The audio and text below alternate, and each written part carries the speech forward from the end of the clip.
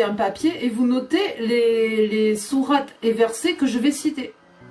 Parce qu'à chaque fois qu'il y a des contradictions qui sont citées dans le bouquin, c'est avec des références. Voilà, si je commence à machin le truc. Allez, yallah, on y va.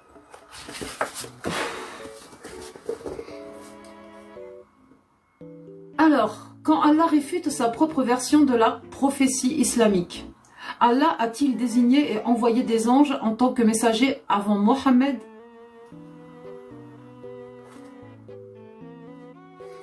À la sourate 17, au verset 94 et 95. Je répète, à la sourate 17, au verset 94 et 95, Allah explique aux incroyants intrigués de recevoir de sa part un messager humain, qu'il ne leur envoie pas un ange messager, parce qu'il n'y a pas d'ange qui marche en paix sur terre. Et qu'est-ce qui a empêché les gens de croire quand le guide leur est parvenu, si ce n'est qu'ils disaient, Allah envoie-t-il un messager humain? Dis, s'il y avait sur terre des anges marchant en paix, nous aurions certes fait descendre du ciel un ange messager sur eux. Mais ce principe d'Allah récité à travers le Coran pour les contemporains de Mohammed était-il valable avant que ne débute la mission prophétique de ce dernier? Et Allah aurait-il par conséquent déjà octroyé la fonction ou le titre de messager à un ange qui fut envoyé avant Mohammed? Si l'on en croit le verset 38 de la sourate 13, Allah aurait donné des épouses et des descendants pour des messagers envoyés avant Mohammed. Et certes, nous avons envoyé avant toi des messagers et leur avons donné des épouses et des descendants. Mais les anges d'Allah peuvent-ils avoir des compagnons, des enfants, tels des êtres biologiques? Même si ce n'est pas le cas, on ne pourrait pour autant pas encore en déduire à ce stade de la démonstration qu'il n'y eut aucun ange parmi les messagers ayant précédé Mohammed. En effet, la formulation de ce dernier verset ne précise pas suffisamment si ces messagers avec femmes et enfants ayant précédé Mohammed représentent la totalité des messagers ayant précédé Mohammed. Par contre, sourate 25, verset 20, Allah a affirmé de façon bien plus exhaustive, j'arrive pas à dire ce mot, exhaustive, qu'il n'a envoyé avant Mohammed que des messagers qui notamment mangeaient de la nourriture. Et nous n'avons envoyé avant toi que des messagers qui mangeaient de la nourriture et circulaient dans les marchés. Mais les anges d'Allah ont-ils besoin de se nourrir tels des êtres biologiques? Selon Allah, du verset 25 au verset 28 de la sourate 51, Abraham lui-même put en tout cas constater que les anges envoyés chez lui n'avaient pas touché la nourriture qui leur fut préparée. Quand ils entrèrent chez lui, ils dirent « Paix ». Il dit « Paix, personne inconnue ». Puis il alla à sa famille et apporta un veau gras. Ensuite, il l'approcha d'eux et dit « Ne mangez-vous pas ?» Il ressentit alors de la peur vis-à-vis d'eux. Merci de tapoter, de partager. En parallèle, sourate 22, verset 75. Allah a affirmé choisir comme messagers des anges et des humains. Allah choisit des messagers parmi des anges et parmi les humains. Allah est audient et clairvoyant. Pourtant, comme nous l'avons vu au début de cette démonstration, sourate 17, versets 94 et 95, Allah a expliqué la raison pour laquelle il refuse d'envoyer un ange messager à des humains. Mais certains musulmans pourraient rétorquer que des anges qualifiés de messagers par Allah au verset 75 de la sourate 22 le sont peut-être uniquement pour un public non humain, comme celui des djinns par exemple. Pourquoi pas? Mais dans le récit des versets 69 et 70 de la sourate 11 du Coran, Allah a désigné par le qualificatif nos messagers les anges qu'il a envoyés à Abraham, un prophète, des anges messagers qui se sont aussi définis comme envoyés pour le peuple de l'eau, non prophétiques et avertis par Allah. Et nos messagers sont certes venus à Abraham avec la bonne nouvelle en disant paix. Il dit paix et il ne tarda pas à apporter un veau rôti. Puis lorsqu'il vit que leurs mains ne l'approchaient pas, il fut pris de suspicion à leur égard et ressentit de la peur. Ils dirent, n'aie pas peur, nous sommes envoyés au peuple de l'eau, L-O-T. Abraham a toutefois vécu et cessé de vivre avant la naissance de Mohammed. Alors pourquoi Allah a-t-il affirmé dans le verset 20 de la sourate 25 qu'il n'a envoyé avant Mohammed que des messagers qui mangeaient de la nourriture?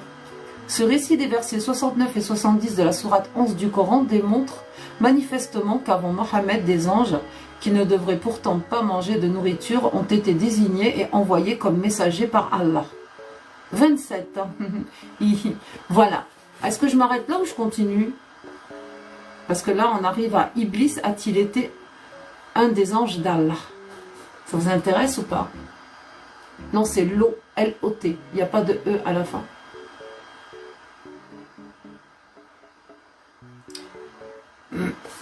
Lot. Lot. Ok, ça se prononce Lot. J'ai compris.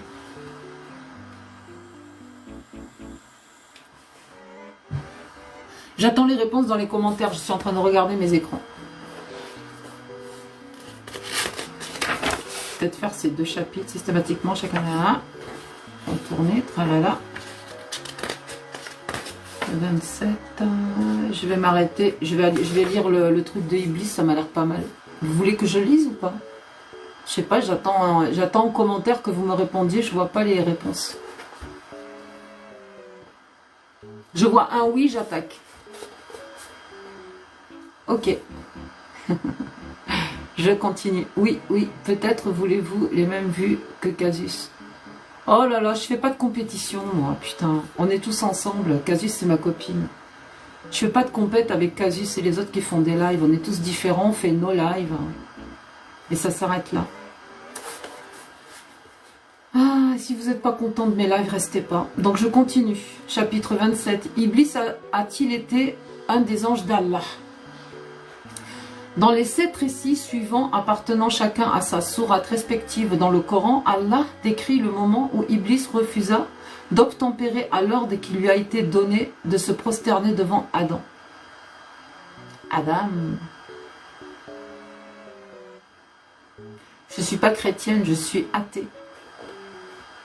Apostat, athée, pas déiste, athée. Sourate 2, verset 34.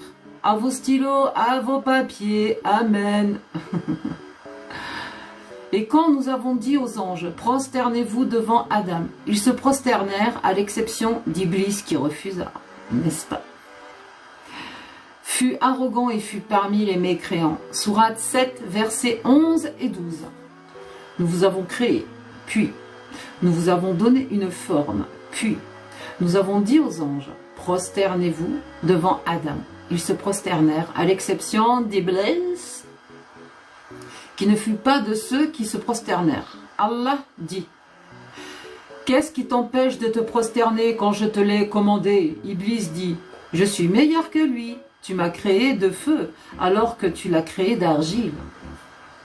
Sourate 15, du verset 28 au verset 31. Et lorsque ton Seigneur dit aux anges, je vais créer un être humain d'argile crissante, extraite d'une boue malléable, et dès que je l'aurai formé et lui aurai insufflé de mon esprit, je te vois alors prosterné devant lui. Alors les anges se prosternèrent tous ensemble à l'exception d'Iblis qui refusa d'être avec les prosternés. Je l'aime bien, Iblis, c'est mon pote. Au final. Sourate 17, verset 61. Et lorsque nous avons dit aux anges, prosternez-vous devant Adam, ils se prosternèrent, à l'exception d'Iblis qui dit, me prosternerai-je devant quelqu'un que tu as créé d'argile? Oh ouais, c'est fragile pour se prosterner devant de l'argile. Il n'a pas tort, lui, Iblis. Sourate 18, verset 50. Et lorsque nous avons dit aux anges, prosternez-vous devant Adam, ils se prosternèrent à l'exception d'Iblis, qui fut parmi les djinns et qui se révolta contre le commandement de son Seigneur. Allez-vous cependant le prendre ainsi que sa descendance pour allier en dehors de moi, alors qu'ils vous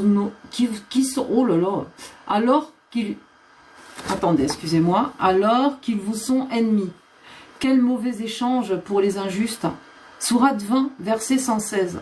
Et quand nous avons dit aux anges, prosternez-vous devant Adam, ils se prosternèrent à l'exception d'Iblis qui refusa. Sourate 38, du verset 71 au verset 76. Quand ton Seigneur dit aux anges, je vais créer d'argile un être humain, quand je l'aurai bien formé et lui aurai insufflé de mon esprit, jetez-vous devant lui prosternés. Alors tous les anges se prosternèrent à l'exception d'Iblis qui fut arrogant et fut parmi les mécréants.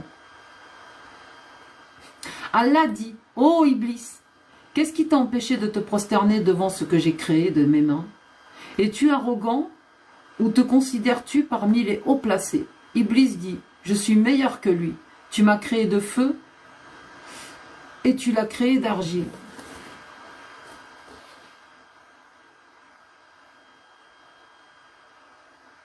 Je lis comme ta fille au CE1. Putain, elle est vachement avancée alors.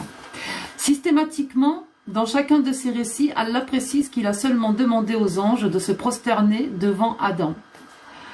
Nous avons dit aux anges, sourate 2, verset 34. Nous avons dit aux anges, sourate 7, verset 11.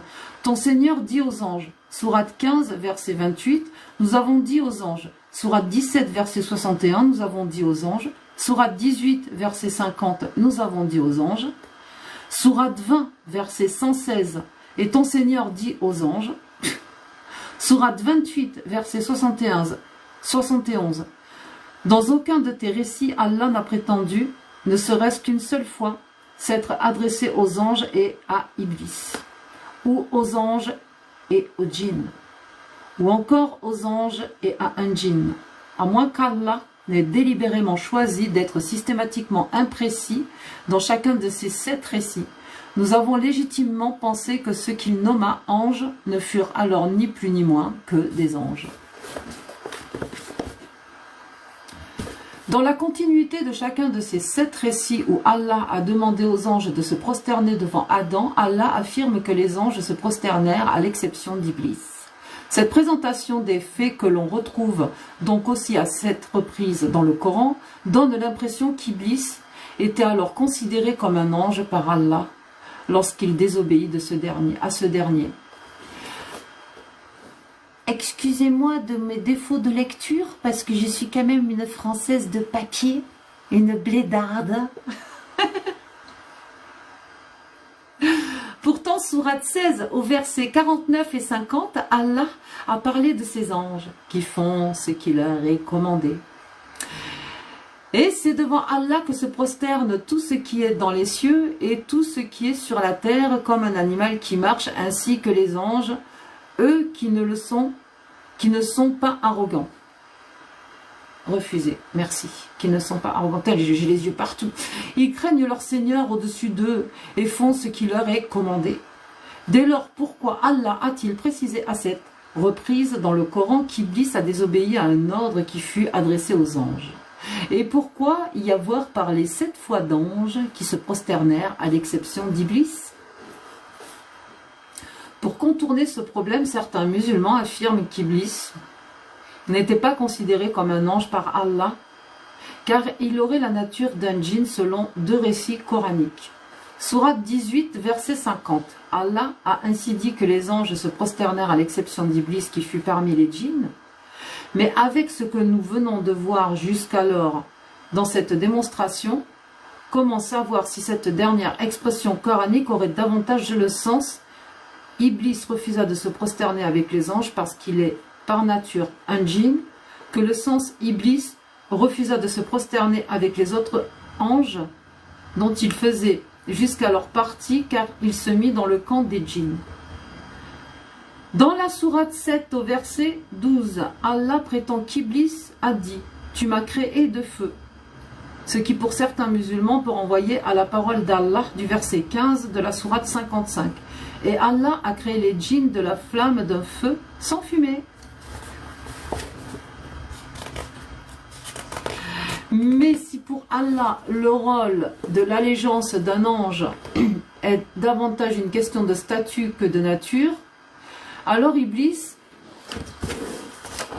créé à partir d'un feu ou né dans la condition d'un djinn, peut tout à fait avoir été élevé au rang d'ange à un moment ou un autre par Allah.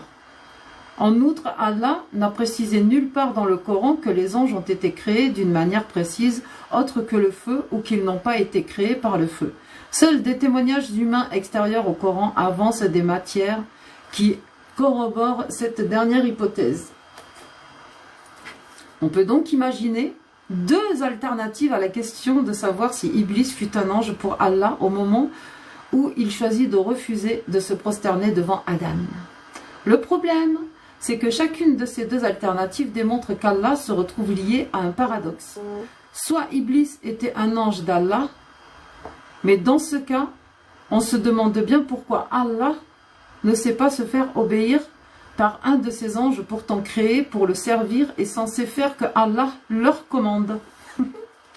Soit Iblis n'était pas un ange d'Allah, mais alors pourquoi Allah a-t-il raconté à 7 reprises dans le Coran qu'Iblis a désobéi à son ordre de prosternation devant Adam, qui ne fut pourtant adressé qu'à la seule attention des anges? Et je vais m'arrêter là. Ce chapitre est très très long.